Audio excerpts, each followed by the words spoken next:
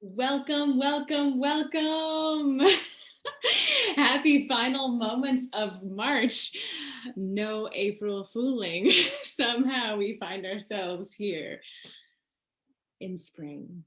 And also here, somehow embodied, disembodied. I think of us not just in our rectangles here on Zoom, but in a circle. So as you are welcomed into our circle this night, please jump into the chat and go ahead and introduce yourself. Share your name, and also say where you're from, and also say what your favorite tomato dishes, or maybe how many years you've grown tomatoes. If you've grown tomatoes for 50 years, I would love to know. If this is your first year planting tomatoes, I would love to know.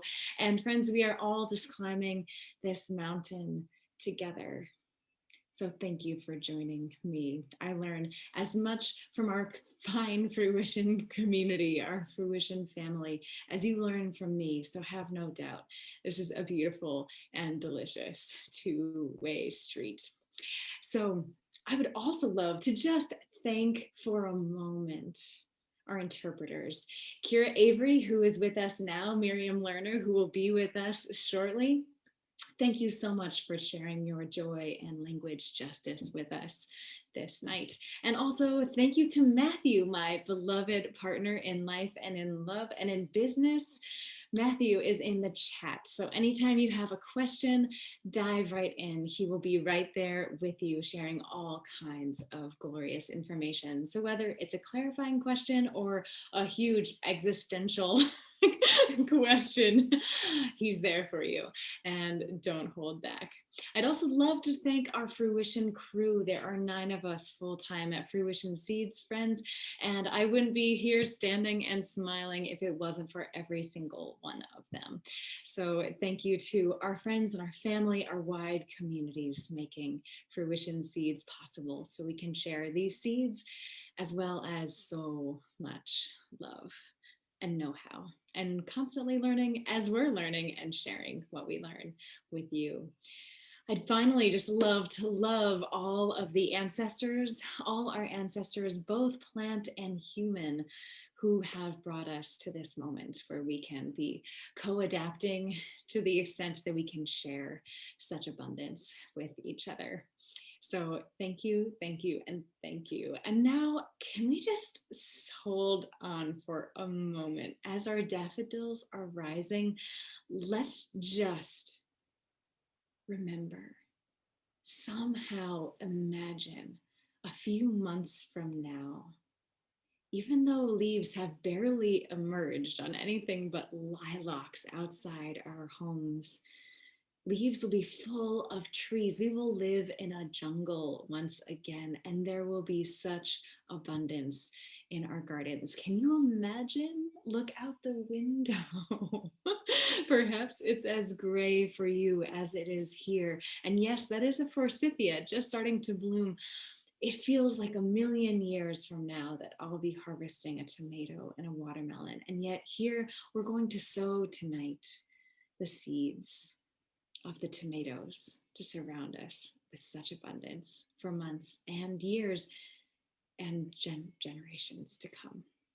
So I would love to welcome you as well to share that we're going to send a follow-up email to you if you're joining us live, and we love you.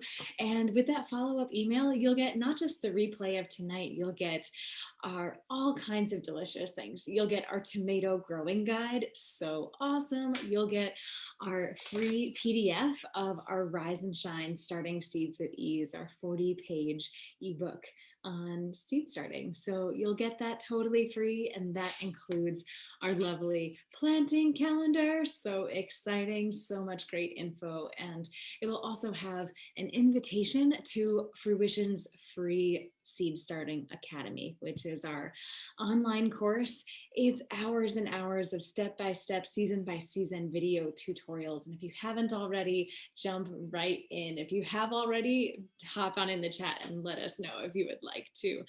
And I love that we can share all of these things with you, friends. So if you're not joining us live and you're enjoying the replay, you'll see a little opt-in beneath this video where you can join, and then that email will be sent to you, even if it's 10 days from now or 10 years from now, or who even knows, 110 years from now. Hopefully this is timeless information and certainly a timeless moment. So now let's share a quote. I love to begin and end all of these seminars with a quote. And this morning, some lovely letterpressed words by my dear friend Pilar from the dancer Martha Graham. There is a vitality, a life force, an energy, a quickening that is translated through you into action.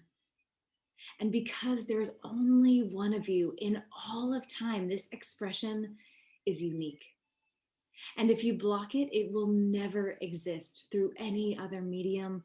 It will be lost. The world will not have it. It is not your business to determine how good or how valuable or how your expression compares to other expressions. This is your expression to keep yours clearly and directly, to keep this channel open. You do not even have to believe in yourself or your work.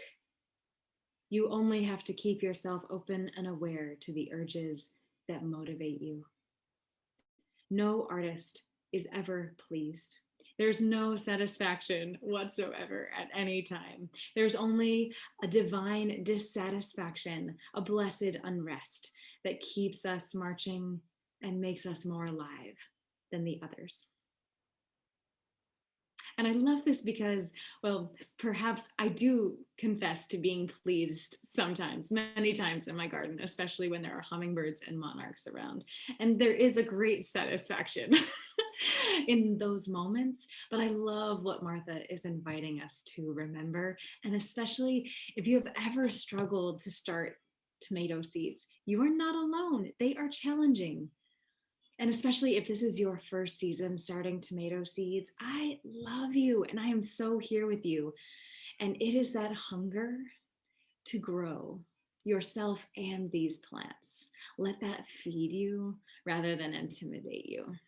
And so I am delighted, friends, to share with you some history of tomatoes. And then first and foremost, the 10 seeds that you can always transplant and in fact, never direct sow.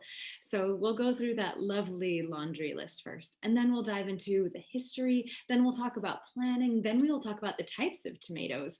And then we will get into the nitty gritty planting of tomatoes. So excited. And then we'll talk about growing tomatoes, whether it's weeding, feeding, pruning, trellising. We'll talk about all of those things.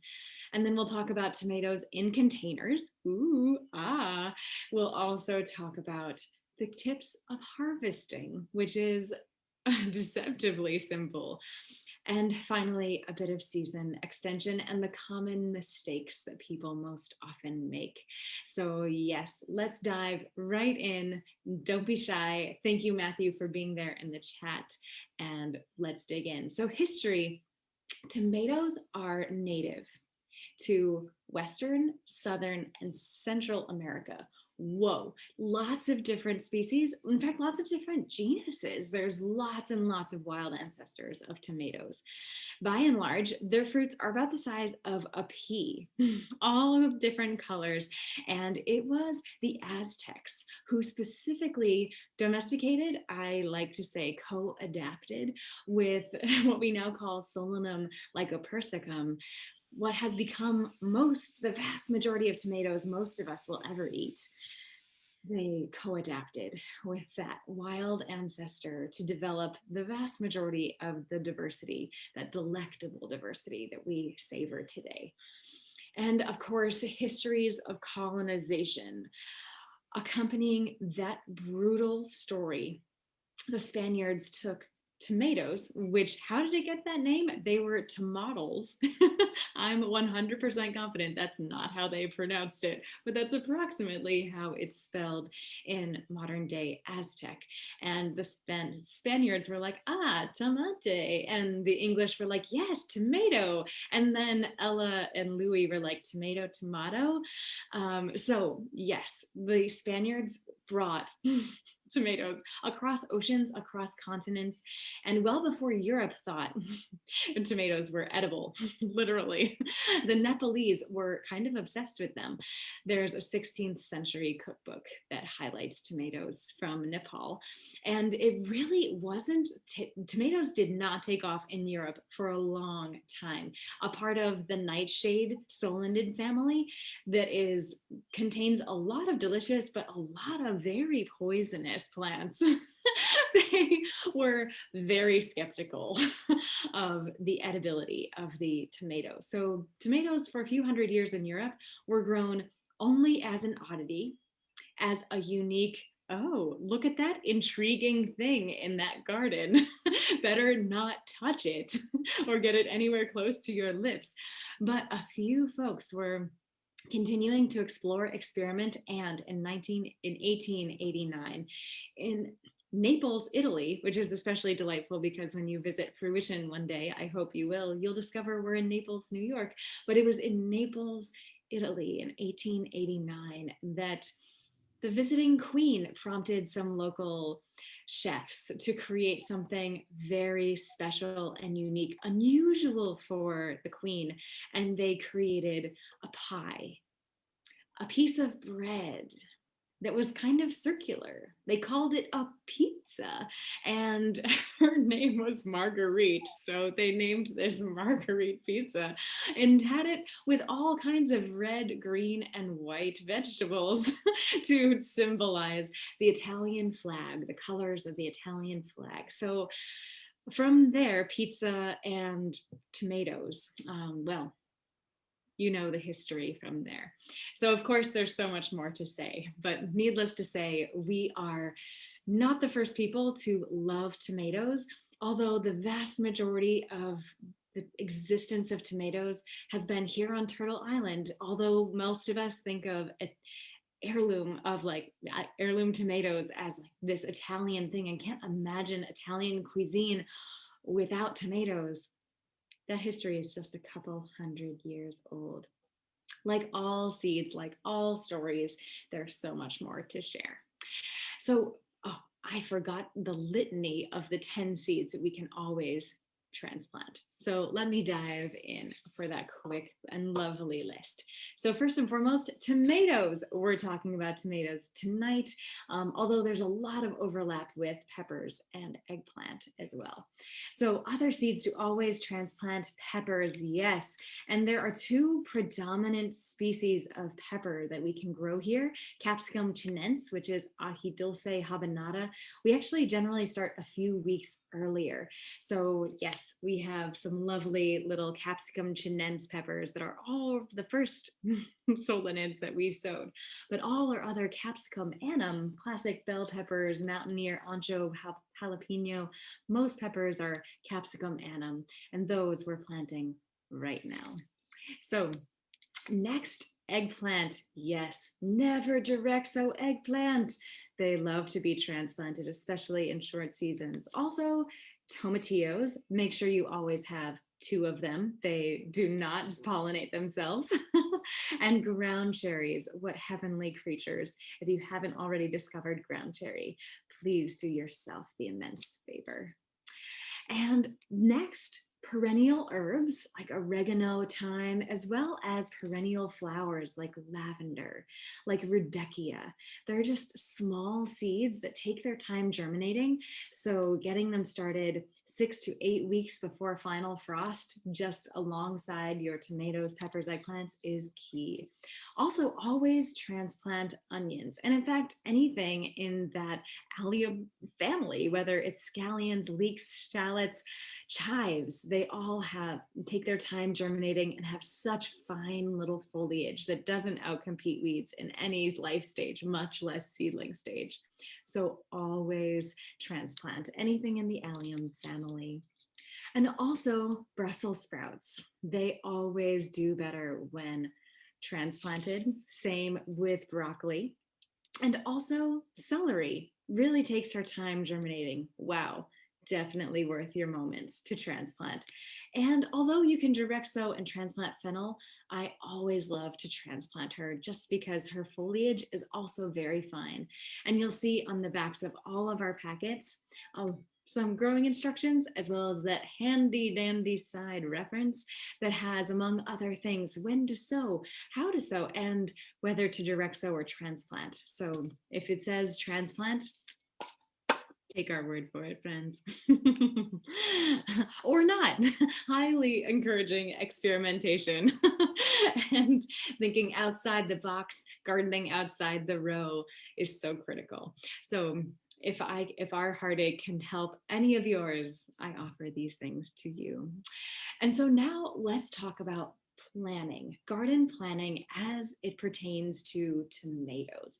And so for the rest of our hour together, I will be specifically speaking to tomatoes. And if I'm talking about peppers, eggplants, anything else, I will mention that specifically. Otherwise, just know we are having a tomato party from here on out. So with the planning, here's a few things to keep in mind. Fertility, fertility, fertility.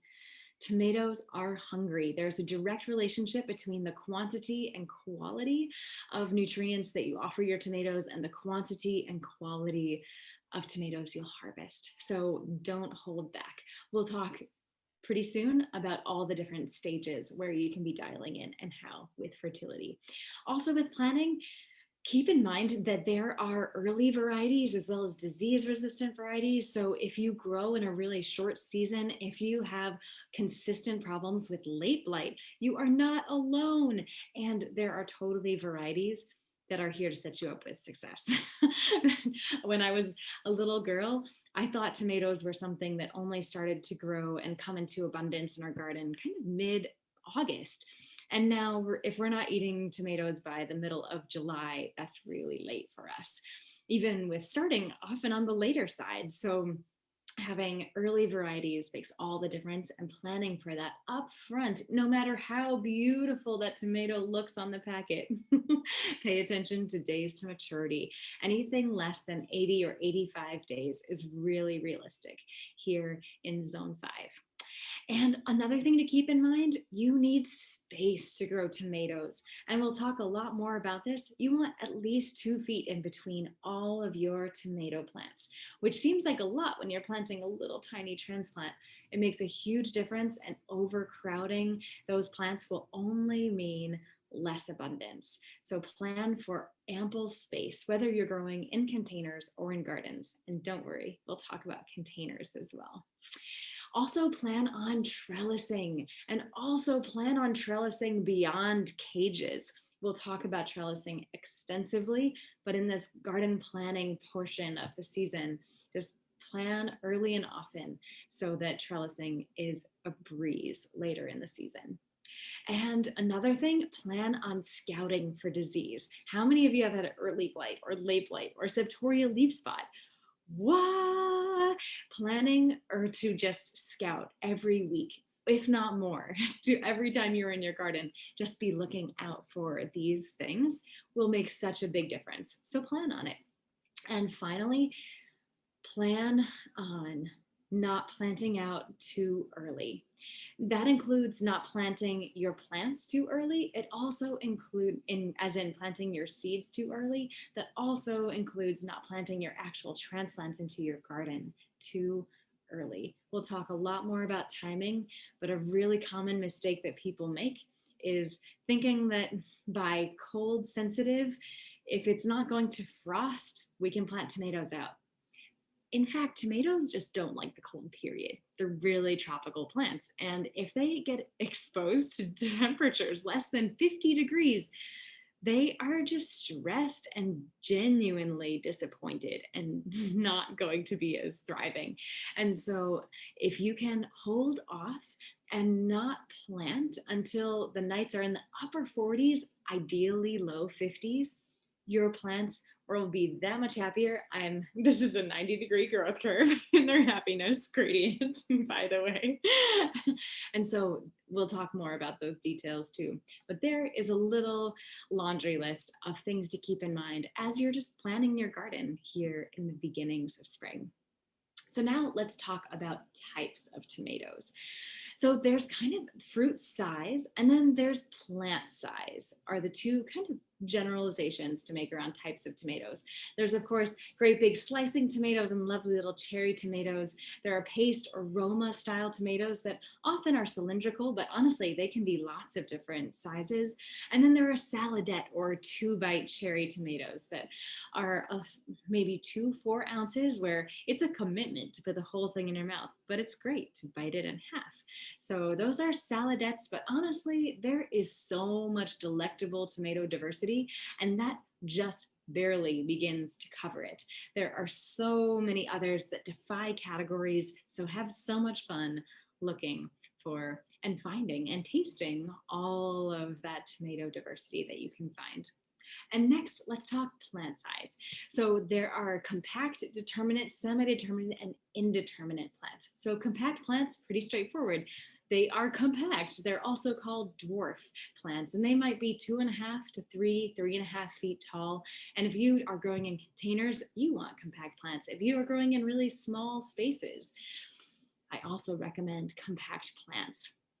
And determinate tomatoes are only going to get about 4, maybe 5 feet tall. And here's the thing, they're only going to fruit within a 2 to 3 week period. Isn't that amazing? And so they are really quick and like concentrated maturity. So those are really unique varieties. And then there are semi-determinate varieties.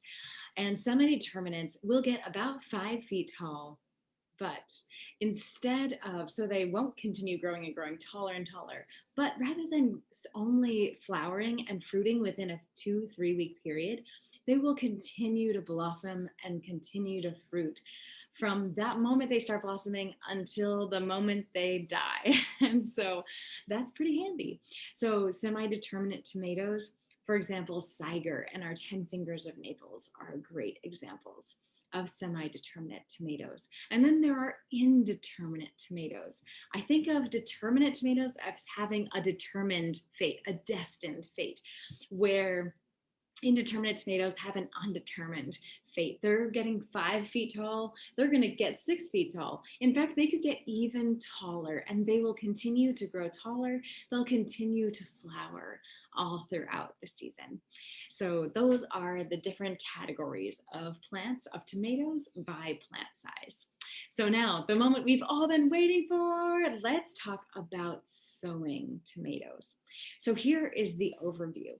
You want to be making sure that you're transplanting them. Don't be tempted to direct sow them. You'll notice that often, if you've grown tomatoes in the past, some tomatoes will start to regrow again in the spring, and you can let those grow. You can transplant those around. They're going to be fruiting and thus flowering about 5-6 weeks after they would if you had actually started them indoors. So it's always possible and it's always fun, but it's never more efficient. And is efficiency the only game we're playing? No, but just a little note, transplant your tomatoes only, friends. And when 6 to 8 weeks prior to your final frost is the perfect time. And keep in mind that your final frost date is a bell curve, right? Here in zone 5, we can have our final frost around mid-May. It can also be the first week in June. So as you're doing your math, if you're anything like us, we plan on the latter end of that frost-free period so that we're not finding ourselves with great big transplants that really need to be planted out, and we're like at least 10 days away from it not frosting, and that's no fun for you and definitely not for your tomatoes too. So that is always why I like to err on younger transplants even though it's so hard in this age of social media, especially because we see so many people starting seeds online, right? And whether they're in Georgia or 2 miles south of us, we instantly feel like we're behind. And just resist, resist, resist. Literally, we haven't even started our tomatoes yet. And tomorrow is April 1st, and I'm not fooling around. Not April Fools that we haven't started our tomatoes. In fact, let's take a look. We have our across the seasons calendar, perhaps you've seen, and as a perpetual calendar, it has dates rather than days of the week.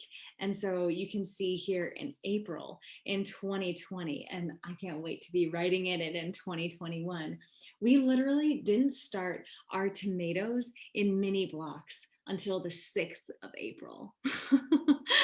So much to say. So yes, there are many ways to take notes, but I hope that you do. So then you can see, oh, if we started earlier, but then we had to transplant way too early and it got stressed.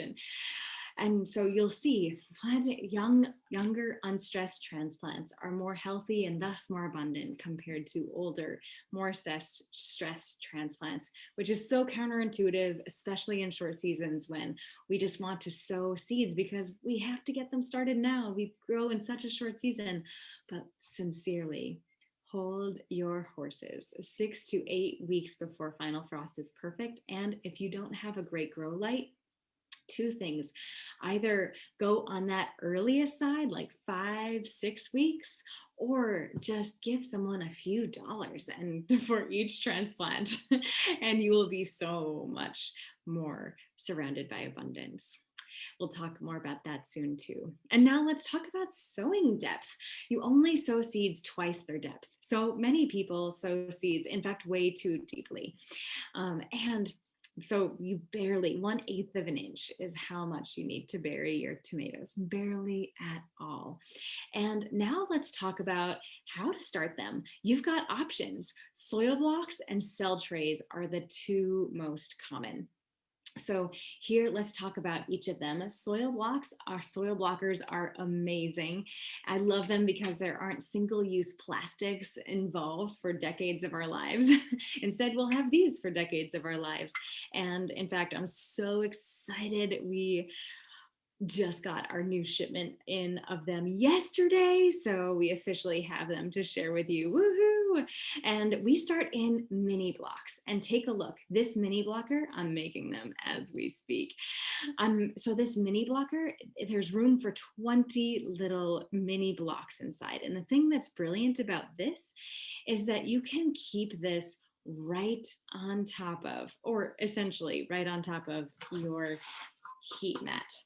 And so that just helps your seeds, all seeds, but especially seeds that need heat, they will be off to the races. So imagine they're 1/4 inch above the heat mat, as opposed to if you're growing in cell trays, they're going to be a couple inches above the heat mat. So they germinate in a fraction of the time. Tomatoes take about 7 to 10 days to germinate, even on a heat mat. So at 77 degrees is their optimal temperature. And heat mats raise the temperature anywhere from 10 to 15 degrees, depending on lots of different variables, but they're a great way to very easily and economically raise the temperature of your soil 10 to 15 degrees above ambient air temperature. So here I filled in these mini blocks. And if you haven't already, jump into our Seed Starting Academy, where we go into great depth with all of these. And I'm going to just press these out, and oh my gosh, it's so fun. So here's the bottom of those, and you can see the circles in the center. So in the top of each of these little mini blocks, there's a tiny little dimple. And in that one dimple, I'm going to plant one single tomato seed, or pepper, or eggplant seed, one seed. And there can be over 200 of these lovely mini blocks in a tray that fits on a heat mat. So it's very efficient way to start a lot of seeds all at once. And so next, if you are sowing into a soil block, yes, 1 seed per mini soil block. If you're sowing into a cell tray, by contrast, you want to sow 2 to 3 seeds in each of your cells. And that's because they're going to be growing a lot more, a lot older in these cell trays than a mini block, and you still want to thin. So as soon as your mini blocks have cotyledons emerging, those first leaves emerging, that's when you pot these up. And I'll show you in a minute how we pot them up into larger soil blocks. But with these cell trays, you want to thin them. 2 to 3 seeds you sow in each one, no more than that. Otherwise, you're wasting seeds and making more work for yourself. But once those seeds are beginning to germinate, you thin them down to the strongest one. You can also, if you want to make sure every single one lives, you can. You can just separate them gently and then plant them individually into the next size, larger container. And so there are a few things to keep in mind. And so now let's make, oh my gosh, this is so fun. Every time I feel like I'm 5. So this is a large mini blocker. And you can see in the bottom here, we have inserts so that in a typical soil blocker, they come with little dibbles. So they're like little cupped nests for a few seeds to tuck into. But you can easily pop them in and out and replace them with these squares. And you'll note that square might look approximately the same size as the soil block, the mini. You're right. So wait, this is so much fun. And the brilliance of soil blocks, PS, by the way, if you don't already know, is this. There's way, because look how much I'm like pushing soil into these soil blocks, there's way more soil per volume, which means there's way more nutrients per volume. And you just want to start with really nutrient dense soil, no matter if you're growing in cell blocks or in cell trays or any other context. Of course, I never recommend jiffy pots or egg gardens.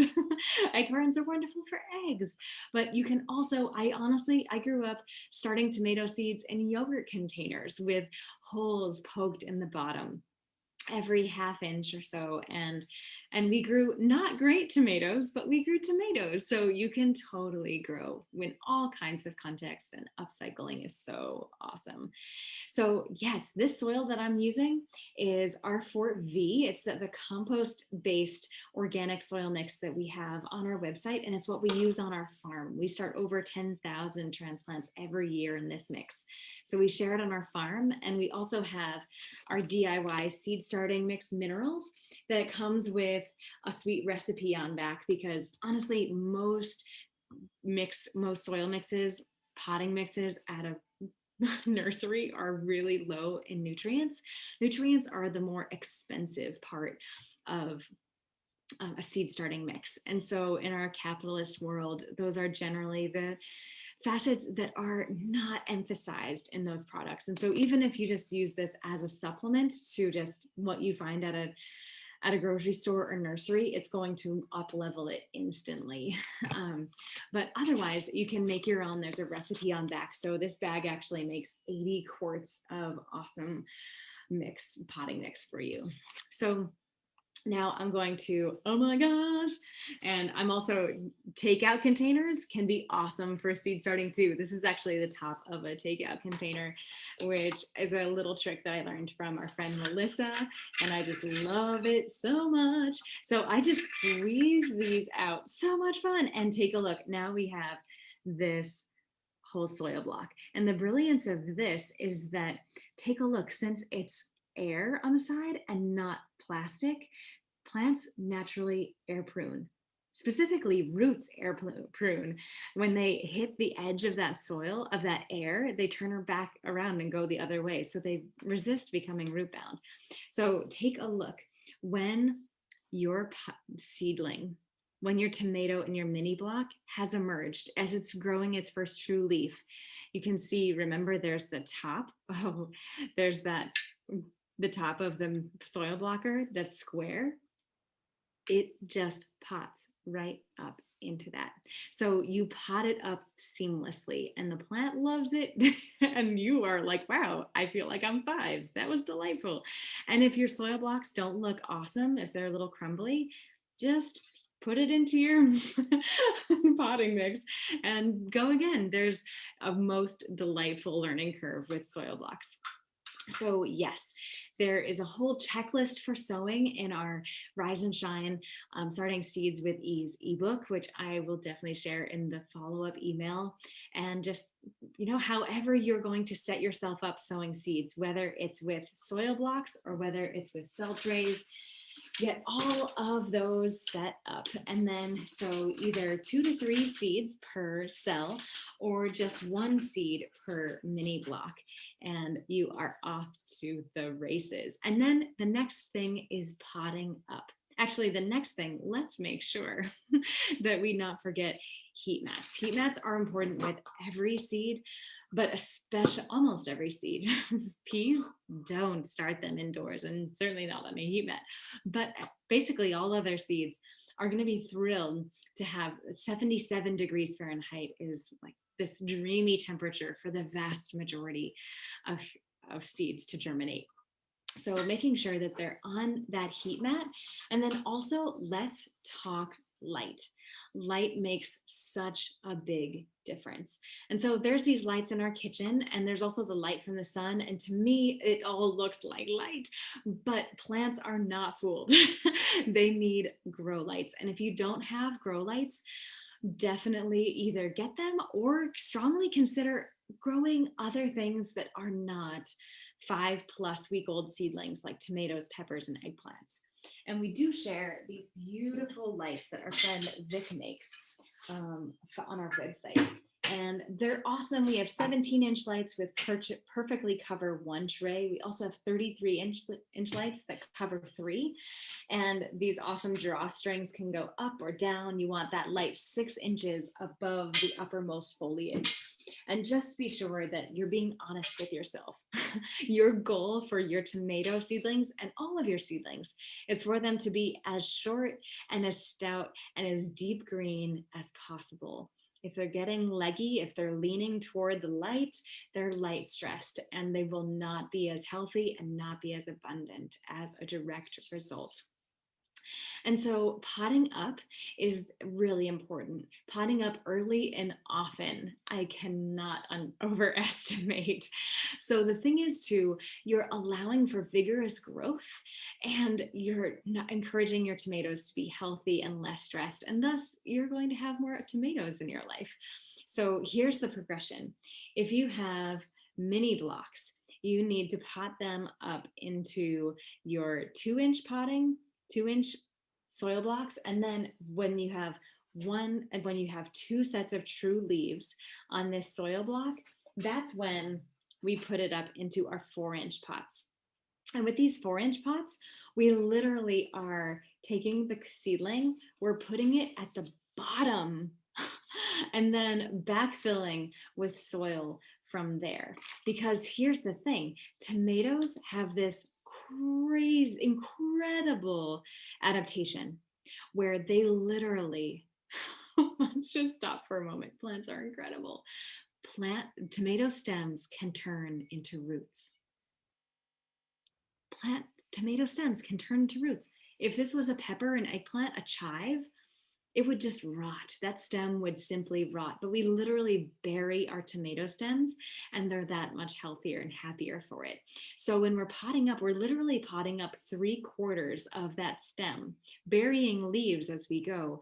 And even though your plant seems much shorter, because think of how much you've increased their root system and how much more access to nutrients they have, they grow so much faster, so much healthier really quickly. So especially if you're getting to have leggy transplants, this can be a great way to kind of have a second chance where you can bury them more deeply and they'll naturally get to be a shorter plant.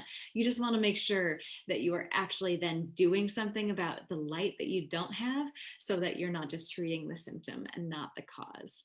So if you're planting into a cell tray, you let those plants in your cell tray grow until they have almost just beginning to burgeon their second set of true leaves. So you sow 2-3 seeds in each cell, thin it down to the strongest one. And then once there's the second set of true leaves is emerging, that's when you take them out of that cell tray and pot them into your 4-inch pot. And honestly, we are sowing into our garden, transplanting from our garden, from our 4-inch pot straight into the garden. But especially if you start on the earlier side, if you have 4 sets of true leaves, if your tomatoes are starting to flower and you haven't planted them out yet, pick that flower off right away. We'll talk about that soon. But you'll want to actually transplant from a 4-inch pot up into a 6-inch pot. So continuing to just keep making bigger and bigger transplants, which is a lot of work, which is why I highly recommend not starting too early. But yes, feeding seedlings is so important. First and foremost, just don't skimp on the actual soil, the potting mix that you are sowing them into. And secondarily, we don't do any secondary feeding until they're 5+ weeks old.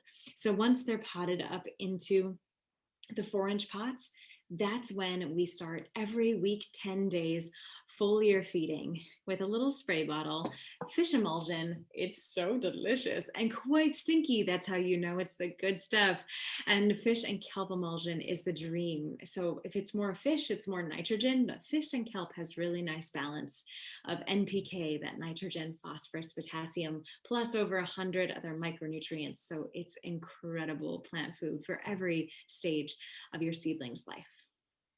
So now let's talk about feeding and watering your seedlings. You want to make sure that you're bottom watering them, but also you can top water them, especially once, pardon me, the foliage has really emerged. And then you want to make sure that you are only top watering after you've let that top millimeter of soil become bone dry. If it's bone dry, and not deeply bone dry, but just that top millimeter, if you're not letting it get dry between waterings, most likely you're going to be harboring algae. Or how many of you have ever had fungus gnats or damping off? These are all such preventable things, and the key is to let that top or layer of the soil, that uppermost millimeter, just get totally dry in between overhead waterings, and that way you circumvent all of those creatures at their life stages. So next, let's talk about companion planting. So companion planting, we love to sow quick growing baby herbs and greens in between our tomatoes. And we'll be planting out our tomato transplants with 2 feet in between. And so that's a lot of space for a little tiny transplant. And once they get to be their big towering selves, it's glorious. And you're so glad that you went 24 inches. Maybe you'll go 28 next year.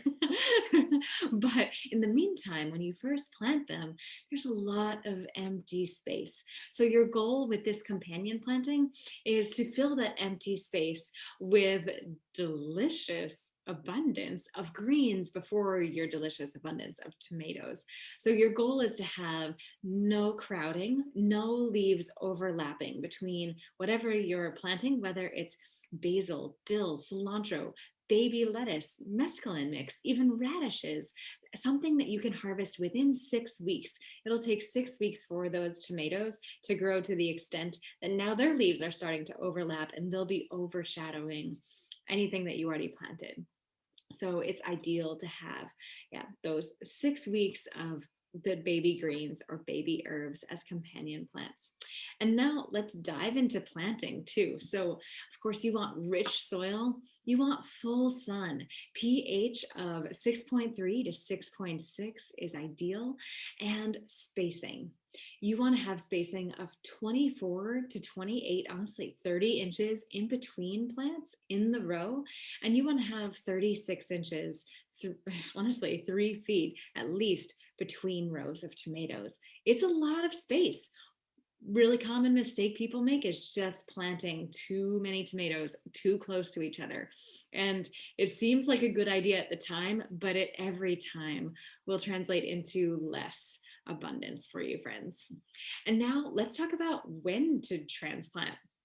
Of course, we know, or many of us know, now you know, don't plant your tomatoes until after final frost. But here's the thing, tomatoes are not just cold tolerant or cold sensitive. They are less than 50 degrees cold sensitive. So like they don't want to experience 32 degrees. They're going to die. But less than honestly 50 degrees, they're not going to die, but they're going to be stressed, and your abundance will be directly impacted by this. And so holding off, it's often a week, 10 days after technical final frost that we actually plant out our tomatoes, because then they're not going to ever experience a night less than 50 degrees. So, and that week we often spend hardening them off.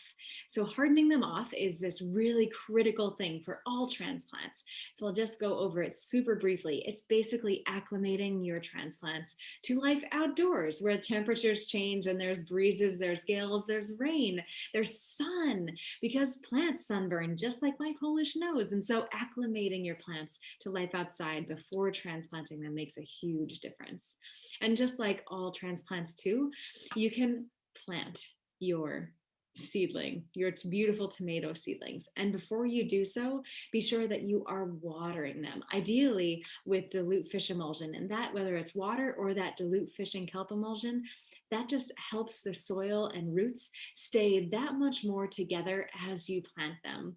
And then honestly, you've got a few options, two options specifically with tomatoes. You can plant tomatoes vertically. You can also plant them horizontally. It's kind of mind-blowing. So vertically is pretty straightforward. You're going to vertically create a hole in the ground, and a hole deep enough because just like you are potting up, burying 3/4 of your seedling stem, wow, you want to transplant them that way too. So you can totally, it's a pretty deep hole that you want to be digging if you're vertically planting. And if you're planting horizontally, whoa, here's the genius of it. If you're digging down 6 inches, 8 inches to make that vertical hole, the soil at the bottom of that hole is way colder than the top. And cold soil has way less bioavailable nutrients than warm soil. And so the genius of planting horizontally, you can only be keeping your stems and roots right there in that warmest horizon, that uppermost level of the soil. So they have that many more access to nutrients and grow that much faster. So the tricky thing is, how do you make a vertical plant horizontal? Okay, so this is where this hardening off business, when you start them hardening them off, actually harden them off in this position. So imagine a stem here. And so there's this brilliant co-adaptation, or really just evolutionary strategy of plants that photosynthesize sugar from the sun to grow toward the sun, right? Phototropism is such a fun word and brilliant phenomena. So if you're hardening off your plant horizontally, suddenly that plant is going to start bending up toward the light. And so by the time you're horizontally planting it, it's not like you're trying to bend the stem, it's already bending for you. So if you're planting horizontally, be sure that you harden your plants off in that horizontal position. And whether you're vertically or horizontally transplanting your tomatoes, you want to be sure that you're planting about 3/4 of the stem. And I know it's like you've made this big plant so much smaller, but they literally, as that stem turns into roots, accessing that many more nutrients, they'll grow that much faster and that much more abundantly. And then dust that hole, whether it's horizontal or vertical, with compost. We have some on our website. You can also pick some up at our farm store. Or we have our wonderful slow release organic granular fertilizer. And that is a wonderful way to feed your plants, those tomatoes, immediately as well as long term over the course of the season. And as also, as you're planting, if you're burying 3/4 of the plant, you're burying leaves. We gently snap off those leaves and bury them in the hole. Intriguingly, tomatoes love to digest themselves. So go ahead and literally plant them in that soil and gently tamp as you're burying and backfilling that hole so that any of those gaps, any of those air gaps are turning into soil, turning into nutrients for your plants. And then finally, if you have any leftover and plan on it, fish and kelp emulsion that's dilute, just go ahead and water them in with that dilute water. Fish and kelp emulsion really, really helps. And if you have flowers as you're transplanting them, take them off. And I'll just share with this for a moment. If you have a tomato in a tiny little 4-inch or even a 6-inch or even an 18-inch container and it's flowering, it's stressed. You're going to maybe harvest one little tomato, but is that really worth it? It's much better to simply take off that flower and help that plant remember that it's focusing its energy on its vegetative and root growth, so that by the time a few weeks later, it won't take long, by the time it actually starts to flower, it will really truly be ready to flower not just once, not just twice, but 20 and 200 times. And you will harvest that many more tomatoes. So whether it's peppers, tomatoes, eggplants, ground cherries, tomatillos, if you're planting a transplant in a little container and it has flowers, take them off, bury them along with those plants, and you will harvest that much more abundance. And keep in mind, tomatoes love heat. So anything that you can do, whether it's mulches or dark containers, anything you can do to bolster the heat that your tomato is experiencing, so many more tomatoes you will be harvesting as a result. And every 2 weeks, we are feeding with this dilute fish and kelp emulsion. You can either foliar feed your plants or you can root drench your plants. And just be sure that whether it's feeding, whether it's watering, water the soil rather than the foliage on so many levels. If you're misting, if you're foliar feeding, feed in the morning, and that won't be dramatically increasing the foliage and increasing your tomato susceptibility to disease. But otherwise, you are just inviting disease on your very precious plants. And so let's talk about disease quick, and then we'll talk about trellising and pruning. So with diseases, just briefly, there are so many resources that we've already created about this. So you'll see our identifying and managing tomato disease organically, a whole blog, and that includes blossom end rot. So whether it's early blight, late blight, septoria, leaf spot, blossom end rot, check out that blog. Matthew has the link that perhaps he can share in the chat. And it's so I've created a whole ebook about this as well. It's a whole other subject that we could spend an entire hour on. Maybe we will in August, but just be prepared to scout, to look for all of those little brown lesions and yellow lesions and little things not quite right. And so that makes all the difference. And anything that you can do to reduce humidity around your plants, around your leaves, will just increase your plants' resilience, and they won't be as susceptible to those diseases. So next, let's talk about pruning. So not all tomatoes need pruning, but the ones that do really benefit from it. So honestly, the only plants that really need to be pruned, your only tomato types, are those indeterminate slicers. If you have compact plants, don't prune them at all. If you have indeterminate cherries and also more determinate and semi-determinate plants, you want to prune their suckers within a foot. Oh, I hate that term. We have to create a new one. You want to prune their suckers within a foot of their base. And so what that is doing is essentially creating one strong single stem, so that as they grow, and tomatoes are heavy, all of that watery foliage and all of those heavy watery fruit, tomatoes are heavy. So if they have too many leaders, so the thing about Suckers is their growth points.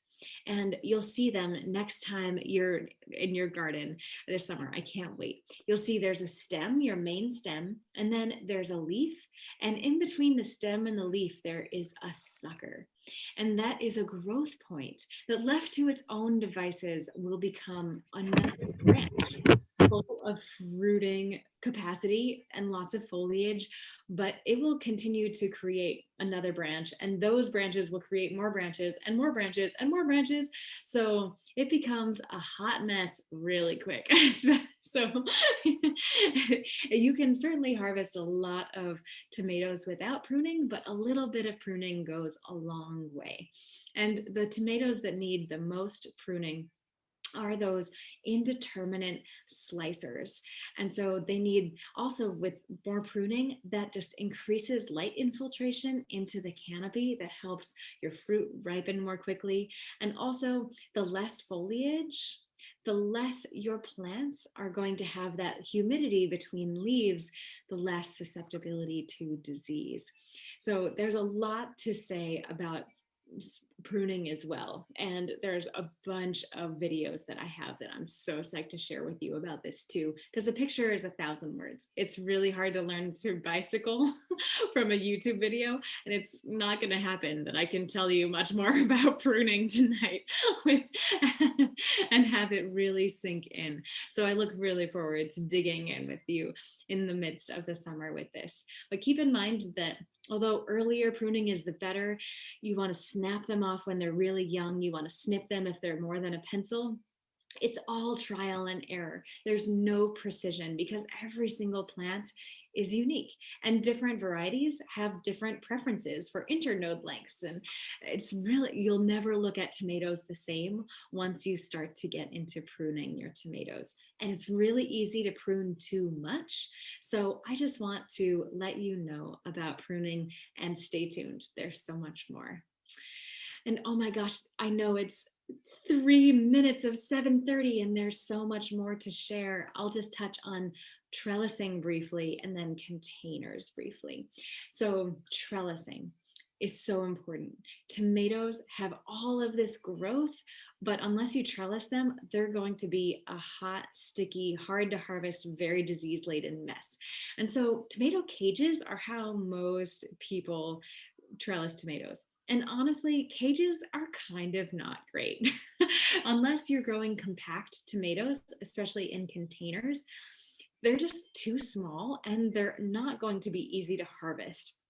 Your tomatoes won't be easier to harvest. So I only recommend trellising with tomatoes with cages when it comes to our dwarf or compact varieties of tomatoes.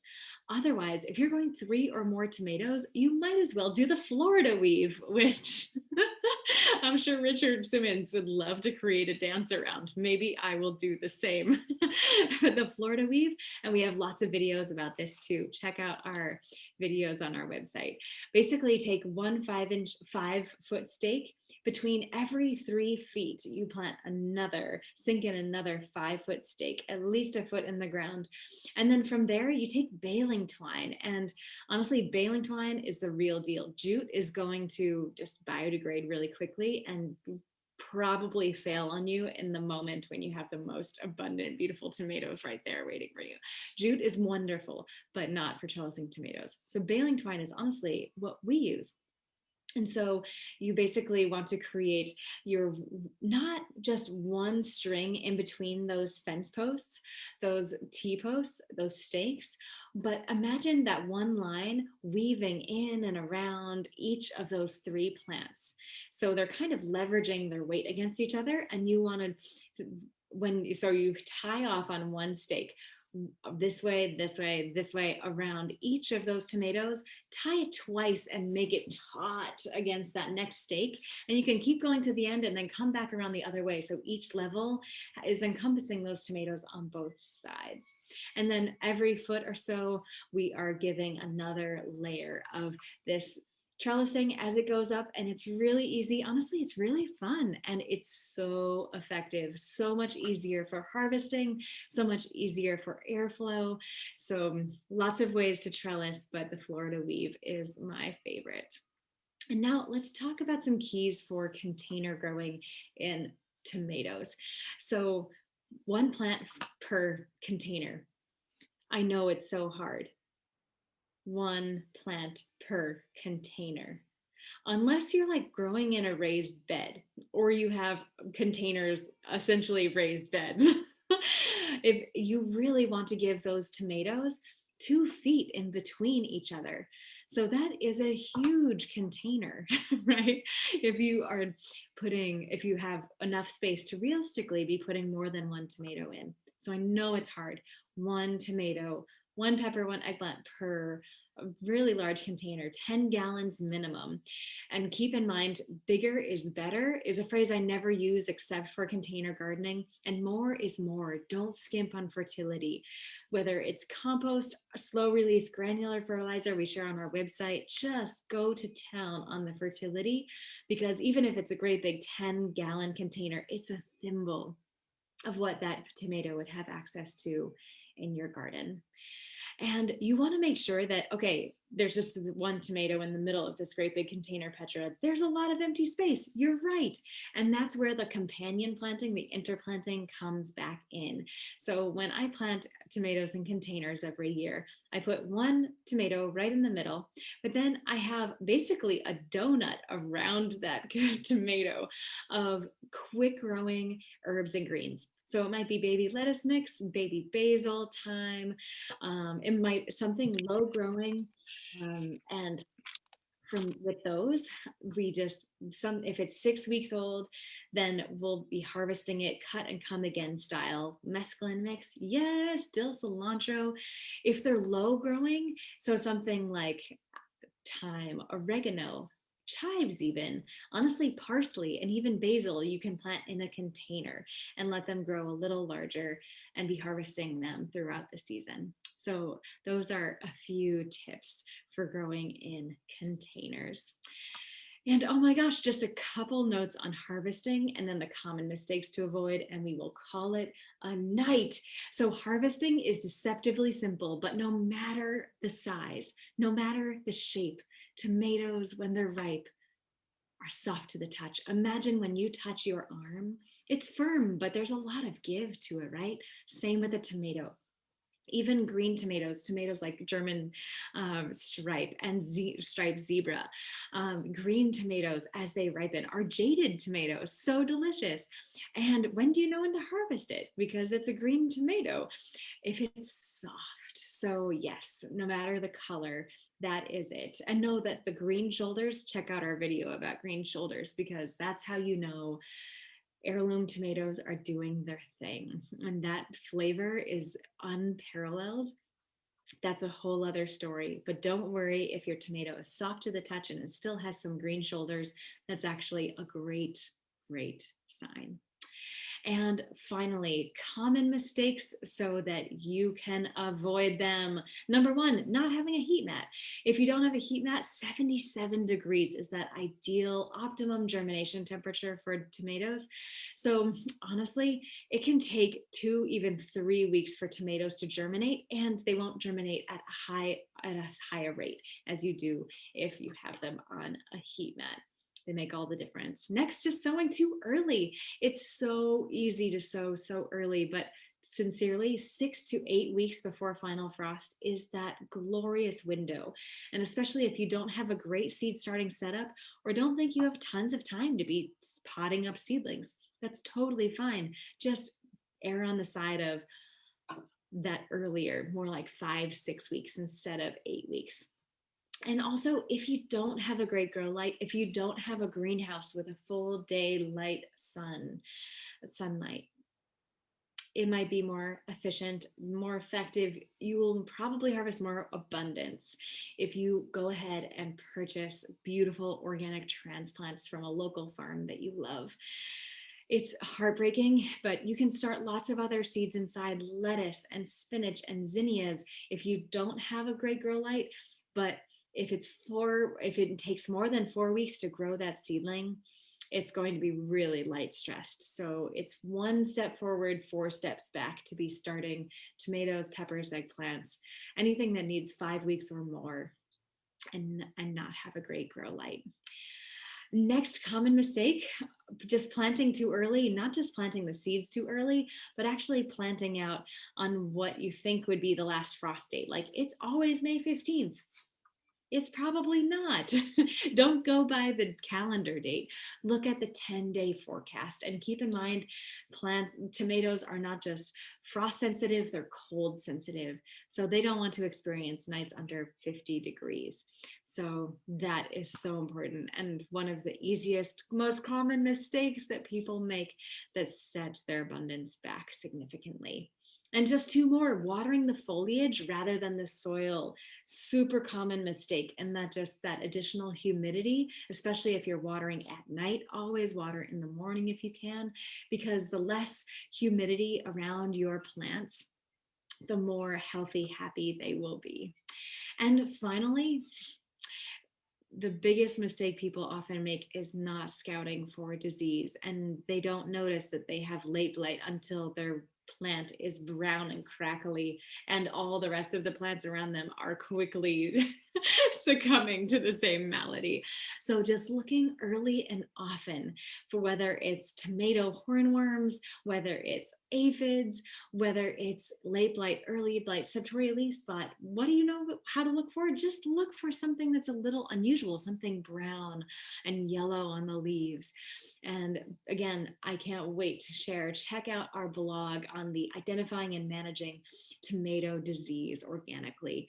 That has so much more information, and we have just barely scratched the surface of everything that I would love to share with you about starting tomato seeds, friends.